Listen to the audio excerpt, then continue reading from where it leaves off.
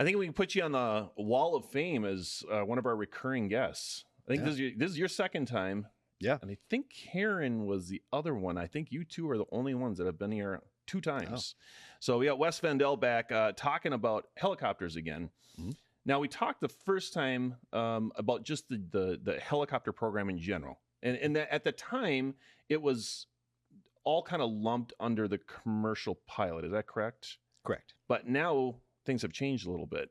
Yeah. So now we have a new degree program that's strictly for helicopter students. So for the first time in our 46 years of having helicopter training, we now have a specific degree that is for helicopter operations. So in the past, all of our helicopter students have fallen under the commercial aviation major. So this is a big step to give us a little bit of independence on enrollment and things like that, and also just recognize that this is a unique program. It's got a unique degree path, unique flight labs, all that kind of stuff. So when they were under the umbrella, we'll call it, of the commercial pilot program, they picked a specific track then, right? So you were fixed wing or vertical lift type, correct? Correct. And now that they're separated, completely broken off from each other. Yep. Now, does that include like the generals and all that? Is that all separated, or is it kind of the same as what they would be doing if they were fixed wing? There is some crossover for sure, like in the liberal arts and even just some of our flight physiology classes and atmospheric science classes and stuff. There is some crossover in classes still. We've been doing a lot of helicopter-specific classes within the commercial aviation degree as well, for the last few decades at least. But this is just one more step to separate it out and make it a unique path, a unique program that we can then offer year-round, really. So in the course for the commercial course for fixed wing, we shoot for 4 years. It can take a little bit longer, weather, things like that. How does the helicopter course fall under that? Do you guys still shoot for a 4-year program? Yeah, I mean, all of our courses are designed, or our programs are designed to be 4-year bachelor's programs, right? So really we look at it as kind of an 8-semester program. Can you get it done in less than 4 years? Yes, if you're up here over the summers and things like that. Will it take more than 4 years? Possibly, depending on weather and your availability as a student and things like that. But it really is designed to be a 4-year bachelor's program. I think one of the big differences between the commercial aviation and the helicopter operations degree now, the helicopter operations does not require CFI and CFII in order to graduate. So you go private through commercial. CFI is an optional path, and CFII is also an optional class as well, but it's not required for graduation. And that's kind of important for the helicopter industry. We do have a lot of students who are looking at a military track or law enforcement or agriculture, where a CFI may not be that interesting to them or required, for those specific operations. But we do encourage all of our students to explore and go through CFI if they can. So just through commercial, it's usually about that 3.5 year time period, adding CFI onto that. Now you're looking at usually around a 4-year program. Obviously, we know a lot of our students flight instruct. They leave here, or they stay here, and they flight instruct until they get the reduced ATP minimums. How is that different in the helicopter world? How are you building time? What time do you need to go somewhere? So by far the best way to build time still is to get your CFI and act as a CFI. The biggest difference between helicopter and fixed wing is there is no ATP requirement. So your next step, there really isn't a helicopter airline, so to speak. Mm-hmm. So your next step really depends on where you want to go, what you want to do, and how many hours are required for it. We do have students that graduate and leave right away, and they go do tours in an R44, which they have a lot of experience in at UND, and start building their hours that way. The CFI is certainly the best track to build as a professional as well, and a lot of our pathway partners do require a CFI experience as well, because they recognize kind of the value added to being a CFI versus just going out and flying tours for a year to build up your hours. Mm-hmm. So we do encourage that quite a bit, but there is no our ATP requirement at 1,000 hours. So anywhere from 150 hours at graduation to 1,000 or 1,500 hours, the door is open to you depending on where you want to go and what you want to do. How does it differ? So under the old umbrella, when a student came as a helicopter pilot or a fixed wing pilot, they just enrolled, right? And then you picked your track about what year? Is it sophomore year or was it right at the freshman year? Historically, it was all students had to start in fixed wing private. That's when I started as a student, in the early 2000s. You had to go fixed wing first and then decide if you're going to go helicopter after that. Now we don't do that at all. We want you to decide before you really start at UND. So if you're interested in helicopter, this is the point where you would declare, I'm applying for the helicopter operations degree program. And that separates you out from the fixed wing crowd before you even start classes at UND. Is it possible that a student starts helicopter and decides, I want to fly planes? It does happen every once in a while. Usually it's the other way around. At least the students that we interact with, they start on fixed wing. And a lot of students even show up to UND not realizing that they can fly helicopters. It's kind of a hidden gem of UND that we even offer a program like that. But they see us flying around and, they're interested in it. Maybe they do kind of a demo flight with one of our CFIs or something like that. And then they decide, okay, I do want to shift into helicopter. It's much harder right now, at least, to go the other way. So if you start in helicopter or really any of our degrees other than commercial aviation fixed wing and want to go into the fixed wing program, there's so much volume there. There's so many students enrolled in that program that it's hard to kind of find a spot where you can transfer back into fixed wing. I think what's really cool, though, is that if you start fixed wing and you're like, I'm kind of interested in helicopter or UAS, there's so many different career choices that people have no idea about. I mean, you go into fixed wing, yes, you can do air ambulance, you can be an airline pilot, you can be a cargo pilot. What are some things that if someone came to you and said, well, what are some things I can do in a helicopter that I can't do in an airplane, job-wise? Yeah, I mean, there's so many. The helicopter is a working aircraft. So there's so many missions that can only be done with a helicopter out there that nobody knows about because you don't see it, right? Unless you have a police helicopter or an EMS helicopter in your hometown or maybe the military, you really don't get the same kind of exposure to helicopters as you do, airliners, right? Going and traveling and stuff like that. But there's a huge variety in things you can do with it. For example, offshore oil is one that I didn't really know about, before coming up to UND and meeting pilots that were in that career field where how do you get people and supplies back and forth to an oil rig?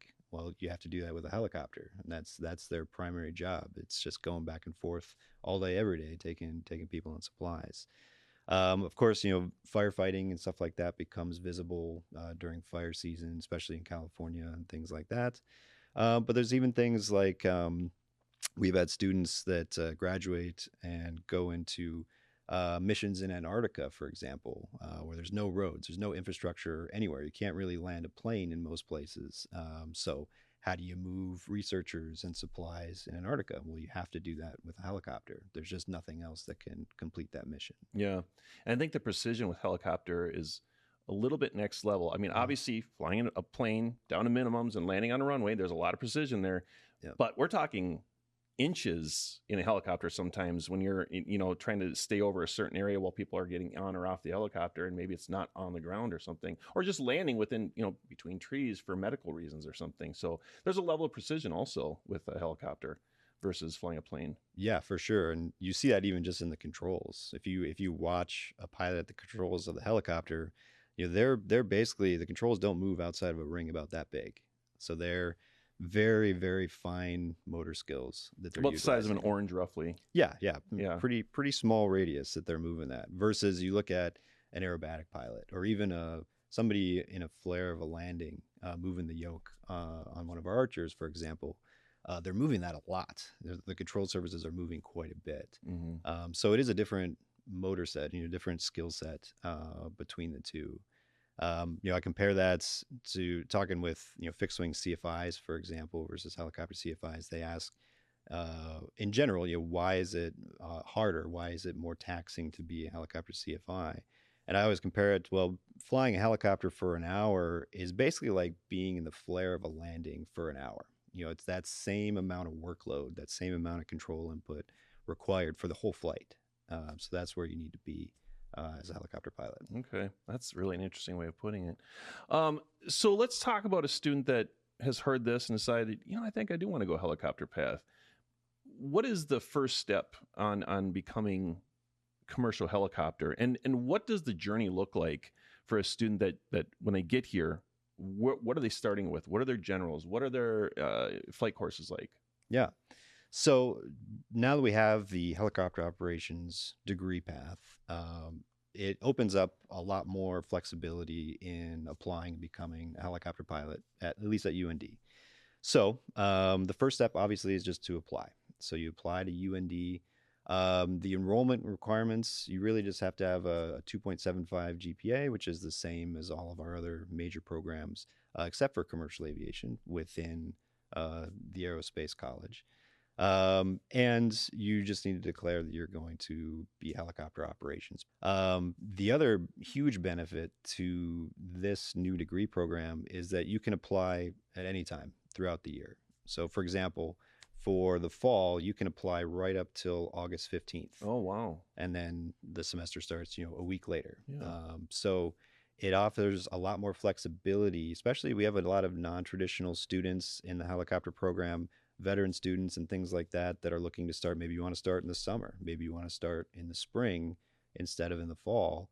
Now you can do that. Now you can apply at any time and start at any semester and begin flying right away. And it gives you the option of not locking in right away, way before you've maybe looked at some other places that, maybe closer to home or whatever, but it gives you a lot more flexibility, which is really nice. Yeah. Maybe you're not ready to start. You graduated high school. You're not ready to start right away in the fall. You're working at home or something like that. So you're looking at the spring, sure, or maybe the next summer.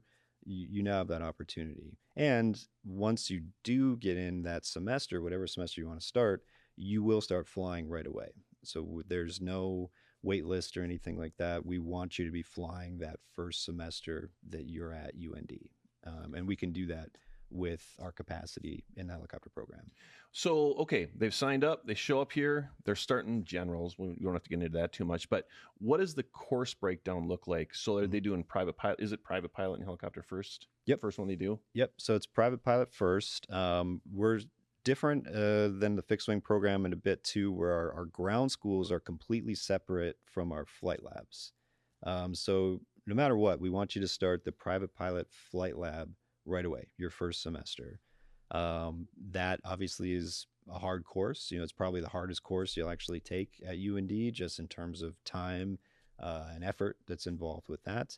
But that is separate from our private pilot helicopter ground school. The ground schools are only offered once a year. Oh. So that our private pilot ground school, for example, is offered in the fall. If you started flying this summer, you'll still start flying in the summer, but you won't actually take your ground school till the fall. Okay.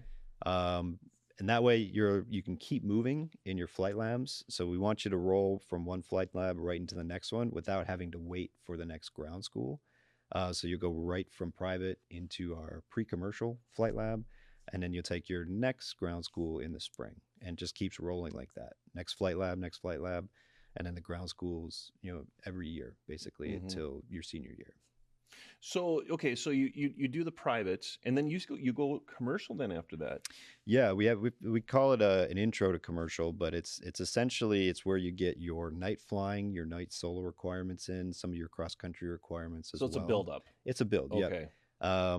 And it allows you to hone your skills a bit more and get more confident in the aircraft before we then throw you into the instrument course. Okay, I gotcha. And then after the instrument course, you go back to commercial, and you're really fine-tuning your commercial skills at that point then. Yep. So for commercial, just to even qualify to take your commercial check ride, you have to have 150 hours. So instrument is a great way to build some of that time. So yeah, you go private, pre-commercial, instrument, and then you finish up your commercial at the end to build up to that 150-hour minimum. What is the average flight time? Like, are each of those courses taking about a year? Like private, pre-commercial, instrument? Not typically. So private is by far our longest course. I think that's the same for Yeah. fixed wing, for a lot of reasons, right? It's a large number of hours to start with.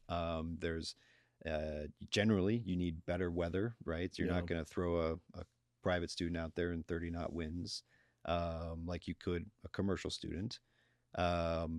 And it's hard, right? There's a skill set you're learning there that just it takes a lot of effort, a lot of work to get to the point to take your check ride. And you're laying a core foundation. I mean, this Right. is where everything starts, right here. So you want to make sure Exactly. it's all done right at the very beginning. Yep. So because of that, that's by far our longest. So that's more of a 2-semester course, I would say typically. The good news is the pre-commercial is very short.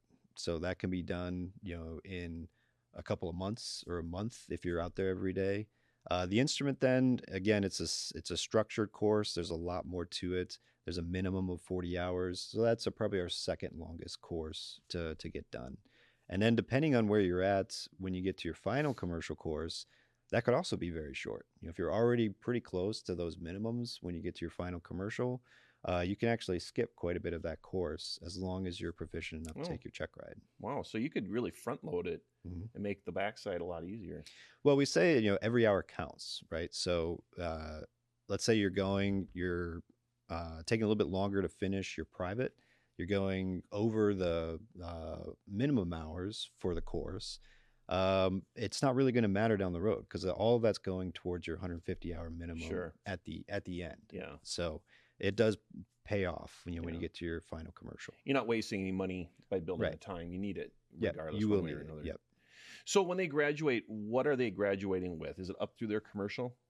Yep. So the minimum is you'll have your commercial certificate. You'll go through your normal, 120 credit hours for the helicopter operations degree. You'll graduate with a bachelor's from UND at that point. We mentioned before, optional classes. You can take your CFI and your CFII as well, which we encourage most students to do, but it's not required for Mhm. graduation. So they can take off and start doing anything else to build time after that then at that Yep. point. And many do these days. Sure. We're in a pilot shortage in the helicopter world, even more so than fixed wing at the moment. FAA released some statistics last year where the total number of commercial pilots in the U.S. went up.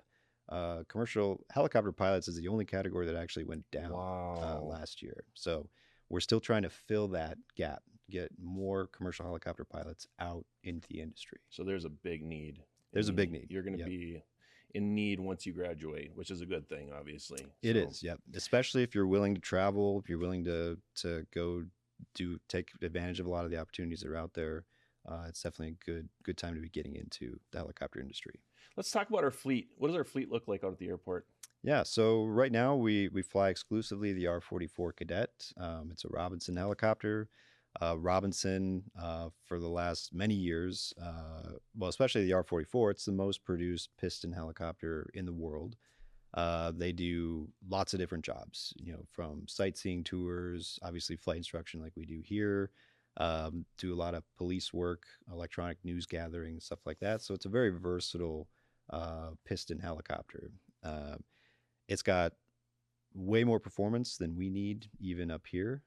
So it's got the performance to match, what the next helicopter they're going to be flying in the industry is going to be. Especially on those cold days, you get a little more oomph out of it. Yeah. Well, it's an odd thing with a helicopter, but the performance is actually so good for us in the wintertime that the engine doesn't work hard enough to produce enough heat. Really? Yeah, for the cabin heater. So we actually loaded up more. We put extra weight in the aircraft That is unreal. to get more heat out of it. So that's a very rare thing to have in the helicopter industry. We're actually adding weight to an aircraft. Yeah. But it works, and it worked out really well for us. And from there, our students will never have to fly anything smaller than an R-44. So the R-44 is definitely a great foundation for them, and then they can go on to fly something much bigger. An H-130, an eight-seat helicopter, flying tours, and it takes them, a couple weeks to adjust, and then they're ready to go.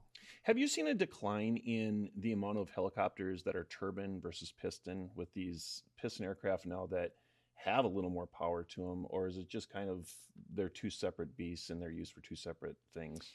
Yeah, it depends. So there certainly are far more turbine helicopters than piston helicopters that are produced every year. Again, it's a working helicopter, so the turbine just gives you that more power, more confidence in the aircraft itself. I think in terms of the performance, though, like I would compare even a Robinson R44 versus a Robinson R66. R66 is a turbine version. They basically have the same capacity. The R66 actually weighs a little less because the turbine engine is a little bit lighter than the piston engine. But the performance is very, very similar. So in terms of top speed and things like that, they're very close. Really, the biggest difference is just systems wise, right? So knowing how to start a turbine engine and all the emergency procedures that go along with that. And that's where when an instructor of ours goes on out in the industry, that's where they spend most of their time learning when they're transitioning into a turbine helicopter. But honestly, if you can fly an R44 and you can start an R44, that's pretty easy. Okay. So. What is the flight labs like? How long are they? How many days a week do they meet? What are some of those things for the students? Yeah, so starting out for sure in private, the flight lab is a 3-day a week flight lab. So very similar to fixed wings. So you have, Monday, Wednesday, Friday, you have a set time that you're going to be at the airport. After that, it gets a little bit more flexible, especially like in our commercial course. There's night flying, there's cross country flying, there's solos. So it's kind of as your schedule allows. So if you want to fly more than 3 times a week, you're able to do that. If you're going to fly at nights one week and then days the next week, there's that flexibility to do that as well. What we require as a minimum, our expectation is you're on the schedule 3 times a week. So as long as you're doing that, you're making satisfactory progress. That doesn't mean you'll actually fly 3 times a week. We know weather and things like that come up. But you can do ground when the weather doesn't allow you to fly. So we just expect you to be out at the airport, 3 times a week doing something. Okay. How does ROTC kind of fall into this? Now we've got some students that are ROTC and helicopter specific. Where does all that align? Yeah, so we have a couple of very unique programs at UND. The first one you just mentioned is our ROTC scholarship program. So really since the 80s, we've had a helicopter flight training program of some kind with Army ROTC. That's been a full ride scholarship. So it pays for all of your flight fees. It pays for your tuition, room and board, and all of that. Which can be pretty substantial, especially when you're talking about flying helicopters for 4 years. In return, the Army wants service from you for 10 years. So you commission upon graduation as a second lieutenant in the U.S. Army. The way that the scholarship is structured today, you actually do have a combination of helicopter and UAS background. Just to meet the needs of the Army going forward. So you get a little bit of both. And then you have your 150 hours, of course, in your commercial rating in the helicopter as well. But then you go to Fort Rucker, you learn to fly for the Army. You can go active duty after that, or you can go into the National Guard. Right now, it's a pretty good split. A lot of our students are going into the Guard, which gives them a lot more flexibility on where they end up. Especially North Dakota, for example. If you want to stay in North Dakota or you're from North Dakota in the first place, there's that opportunity to now go and serve with the North Dakota National Guard as a helicopter pilot. And then, hopefully you fly with the Army for the next 10 years or 20 years. And that's been a very successful program over the last few decades. A lot of our alums have gone through that program and are retiring now. People that I went to school with are retiring now, and they're pretty well set getting back into the commercial aviation industry and things like that. So it's a great opportunity to have your schooling, all your flight fees paid for, and get back to your country. And then after that, you still have all these tool sets to get back into commercial aviation if you want to. Well, it's really a win-win program. I mean, for both sides. That's Yeah. pretty neat. And especially after 15, 20 years, you can retire and then you can still pursue other careers in helicopter or aviation or UAS. You've got all those backgrounds at that point. So Yeah, exactly. So we have people that have zero flying experience, get into ROTC. It's covered by them. We talked about that a little bit just now. What about those who have served and they want to maybe as a VA come in and learn helicopters? Maybe they haven't flown them, or they've served in the military and they want to get into aviation. How does that work? Yeah. So UND as a whole is an extremely military friendly school. And I think it's about 1 in 7 students at UND is a veteran or tied to, their parents are veterans or served or something like that as well. So they have VA benefits available to them. In the helicopter department right now, anyway, we're about 30% helicopter students are using VA benefits as well. But that's an incredible opportunity where if you have a GI Bill, or you have any kind of veterans disability benefits or anything like that, you can use that to fly. You can use that for your flight training at UND. And that's the same. It's true for fixed wing and helicopter. We do have a higher percentage of students in the helicopter program that are using VA benefits than fixed wing. But I think just talking with them, even a lot of that is because these guys worked on helicopters. They were riding in the back of helicopters during their career in the Marines or the Army, stuff like that. So they kind of fell in love with helicopters while they were serving, and now they want to explore that in the commercial world. So this is a great, UND is one of the few schools that offers to use your VA benefits to pay for flight training. So it's a great opportunity for those getting out to also explore that path. And is there different, because I know there's like a Vets to Wings program, but I think, is that paused right now? Am I correct on that? Or is that still going on? That's going on right now. That is structured for fixed wing. That's fixed only. Wing. Yeah. Okay.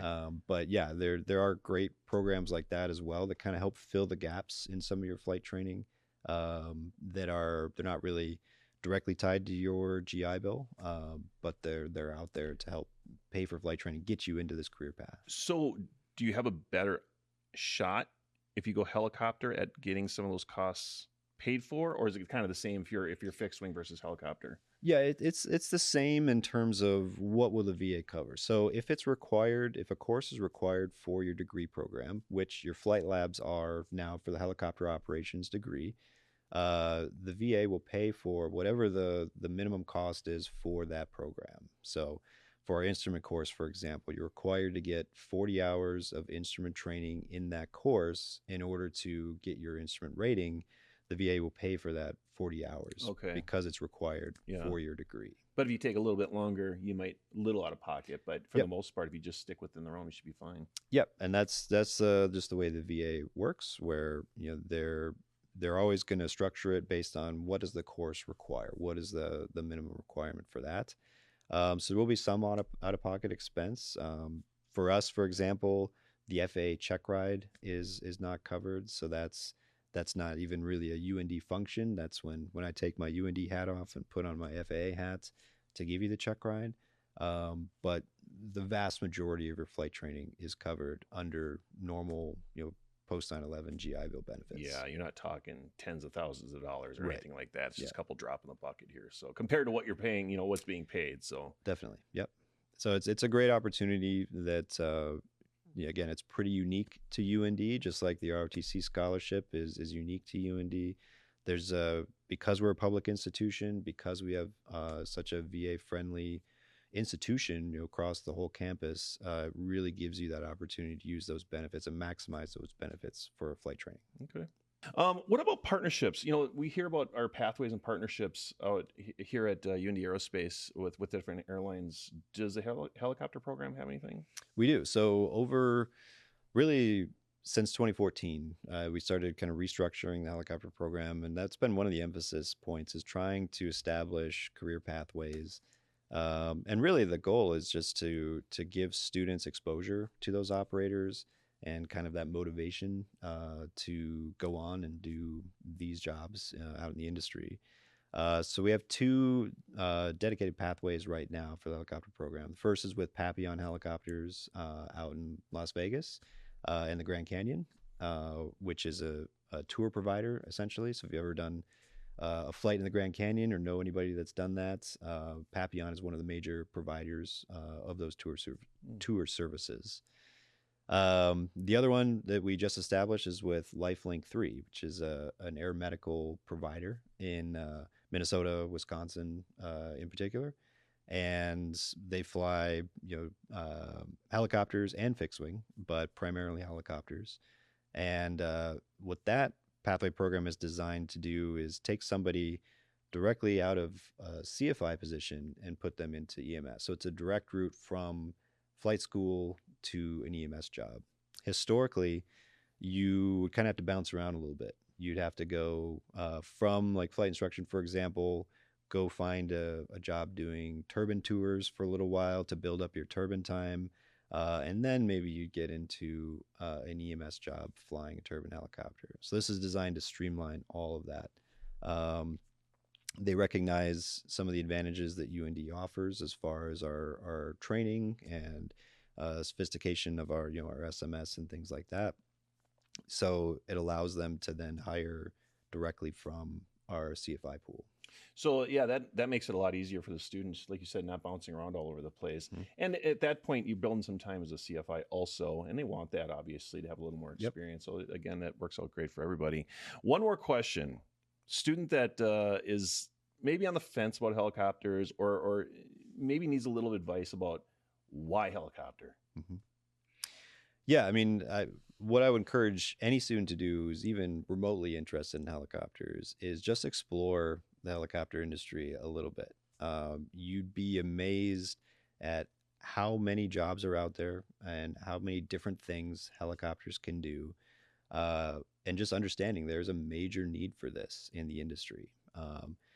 It's, at your hometown, if you've got an EMS provider or you've got a law enforcement provider or something like that, it's a small industry and people love talking about it. So, they're not going to discourage you if you want to go talk to an operator or meet the pilots and things like that. We've had a lot of students come in to UND just for that reason. They just went and talked to a guy at a medical helicopter at their airport and kind of got tuned in to what the industry looks like and things like that. So it's exploring a little bit. That's the best advice I think I can give. I came to UND not really knowing much about the helicopter industry. I'll admit that. The reason I came to UND was to explore everything about aviation that I could at the time. So I started fixed wing, of course.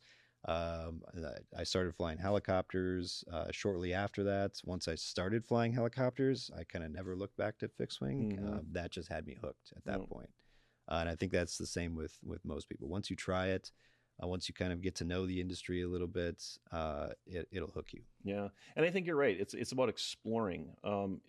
Everyone's so focused on airline pilot, but when they find out there's other careers in helicopters and UASs and all sorts of different things. If I lose my medical, I can still do something. There's so many opportunities. And I think exploring when you get here and talking to people, talking to you, talking to other people in other aviation fields is it's a really good thing to do because you might find a new love. You never know. Yeah. So, Wes, thank you for coming in. Appreciate you talking to us today. Yeah. Thanks for having me.